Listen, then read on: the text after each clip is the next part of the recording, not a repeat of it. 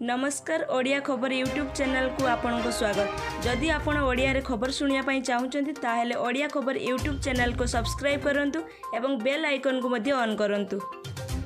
एक अभिनेता ऋषि कपूर आउ नाहांती, कैंसर छड़े नेला जीवन। बॉलीवुड रो लोकप्रिय अभिनेता ऋषि कपूर आज 67 वर्ष बयस परलोक होइछि। मुंबई रो एक घरे हॉस्पिटल एही अभिनेता शेष निश्वास त्याग करछन्ती। तांको निधन में बॉलीवुड समेत भारतीय सिनेमा जगत में और समग्र देश में शोकर छाया खेली जाइए।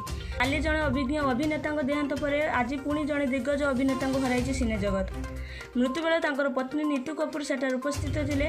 किछि लोक दुनिया को आसती पुणी अभिनय कर बाहुड़ी जाती, मात्र किछि एमिति लोक आसती जी मृत्यु पर भी अनेक हृदय रही जाती। ठीक सेमिति जड़े प्रतिभा थिले बॉलीवुड अभिनेता ऋषि कपूर।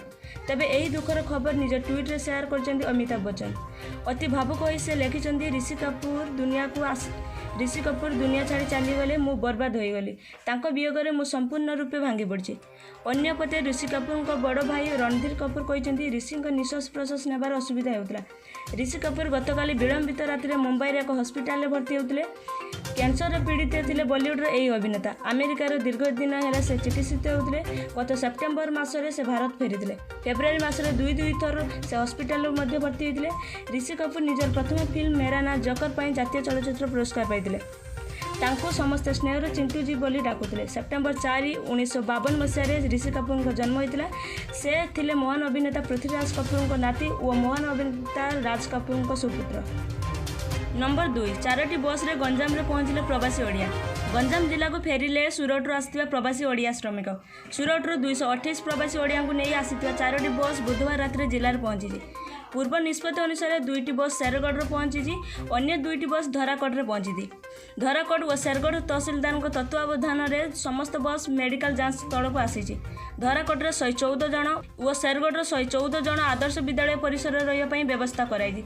सेठारे डाक्तरी परीक्षा पर समस्त प्रवासी ओडिया रंधा खाद्य खाई रात्रि यापन कर समस्त को एठार 14 दिन पर संगरोध में रखा। क्वारंटाइन स्थल में कड़ा सुरक्षा व्यवस्था ग्रहण कराई। एठार प्रवासी ओडिया रहा खाइबा नहीं समस्त व्यवस्था सरकार नियम मुताबक कराई। शेरगढ़ आदर्श विद्यालय 25टी कठोरी 114 जन रही व्यवस्था कराई। 6 जन महिला अलग कठोरी व्यवस्था कराई। धराकोट ब्लॉक आदर्श विद्यालय 100 शज्या विशिष्ट छात्र निवास में सूरत फेरंता 114 प्रवासी ओडिया को रखाई। सेपटे पुणी ओडिशा अभिमुखे सूरत बाहर आउ गोटे बस। बुधवार रात यही बस सूरत ओडिशा अभिमुखे यात्रा करी। एने आनुष्ठानिक भाव अनुमति देइछन्ति सूरत प्रशासन। यही बसटी भद्रक और केन्द्रापड़ा जिले में 56 जन यात्री अच्छा। सेहीपरि आज सूरत 3टी बस बाहर, गोटे बस गंजाम, 2टी भद्रक जिलार तिहिड़ी आसुवा जमापड़ी। सूरत प्रशासन चिठी अनुसार गंजाम जिलार गुणपुर गाँ बोली उल्लेख कराई। सेहीपरि अन्य 2टी बस तिहिड़ी अंतर्गत श्यामसुंदरपुर आसुची। यही 3टी बस 171 जन प्रवासी ओडिया आसुवा सूचना मिली। नंबर 3 राज्य में आउ 3 कोरोना पॉजिटिव चिन्हट। राज्य में कोरोना संक्रमित तालिका बढ़िबार लगी। देश तथा राज्य लॉकडाउन थिले सुधा संक्रमण कमुनी। लोके घरे थिले सुधा कमिबा परिवर्ते बढ़ुची संक्रमण। आज राज्य में आउ 3 कोरोना पॉजिटिव चिन्हट होइछन्ति। नुआ आक्रांत चिन्हट पर मोट आक्रांतों संख्या 128 को छुईची। आज चिन्हट होइतिबा समस्त पॉजिटिव जाजपुर जिलार होइतिबा सूचना मिली। फल जाजपुर संक्रमितों संख्या 22 को वृद्धि पाई। राज्य स्वास्थ्य परिवार कल्याण विभाग पक्षर यह सूचना मिली। राज्य में वर्तमान सुधा सक्रिय संक्रमितों संख्या 88 रही बेले सुस्थ होती 39 जन एवं जड़े कोरोना भाइरस संक्रमण प्राण हराई। राज्य में एवं समुदाय कोरोना संक्रमितों संख्या 128 पहुंची बेले गतकाली राजधानी दीर्घ दिन व्यवधान पर जड़े कोरोना चिन्हट होती एवं जड़े कोरोना संक्रमित सुस्थ होती। अन्यपटे गतकाली केन्दुझर, झारसुगुड़ा और देवगढ़ आदि 3 नुआ जिला को कोरोना छुईता बेले यह मिसाई राज्यर मोट 14 जिला संक्रमित तालिकार सामिल होती। नंबर 4 जून 17 पर जेकोसी समय हेब परीक्षा। जून 17 पर जेकोसी समय परीक्षा हेब। एथिपाई छात्र छात्री प्रस्तुत रुहतु। लॉकडाउन को छात्र छात्री सूचक भाव ग्रहण करंतु बोली उच्च शिक्षा मंत्री अरुण साहू कहते। नंबर 5 मे 4 व्हाट्सएप रे पाठ पढ़िए छात्र छात्री। लॉकडाउन जो व्हाट्सएप माध्यम पाठ पढ़िए स्कूल छात्र छात्री। शिक्षा संजोग नामक एक व्हाट्सएप ग्रुप माध्यम द्वितीय श्रेणी मैट्रिक जाए समस्त छात्र छात्री पाठ पढ़िए।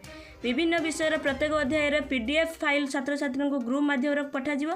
यही कार्यक्रम मे 4 रु जून 13 पर्यंत मोट 6 सप्ताह चलिବ। प्रतिदिन 45 मिनिट्रु 1 घंटा अवधिर 4टी क्लास रही सब जिला शिक्षा अधिकारी को असेपार राज्य प्रकल्प निर्देश भूपिंदर सिंह पुनिया चिठी लिखिं। द्वितीयरु दशम श्रेणी पर्यंत पिलांक यह कार्यक्रम रूपरेख प्रस्तुत कराउछि। पूर्वर खोर्धा जिलार 10टी ब्लॉक एवं भुवनेश्वर महानगर निगम अंचल सब स्कूल यही शिक्षा संयोग कार्यक्रम आरंभ होइछि। नंबर 6 बालेश्वर जिलार 7टी गाँव को कंटेनमेंट जोन घोषणा। बालेश्वर जिलार 7टी गाँव को कंटेनमेंट जोन घोषणा। सर ब्लॉक रे 2 आक्रांत एवं खैरा ब्लॉक रे जन आक्रांत चिन्हट हेबा परे तत्पर होइछि प्रशासन। संक्रमण रखिबा सर पक्षर सर ब्लॉक 5टी गाँव एवं खैरा ब्लॉक 2टी गाँव को कंटेनमेंट जोन घोषणा कराइछि। घटनास्थल को जाई उपजिलापाल सर तहसीलदार बीडीओ एवं पुलिस अधिकारी स्थिति समीक्षा करछथि। तबे समस्त आक्रांतंकर पश्चिमबंग लिंक थिबा स्पष्ट मिलिछि।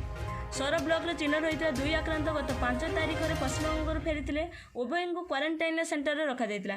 सेहीपरि खैरार चिन्हट आक्रांत 15 दिन तले पश्चिमबंग एक ट्रक जगे फेरी समस्त आक्रांत को चिकित्सा डाक्तखाना भर्ती कराइतिबा समस्त आक्रांत को चिकित्सा डाक्तखाना भर्ती करा सहित 7टी गाँव को विशोधन करिछि प्रशासन।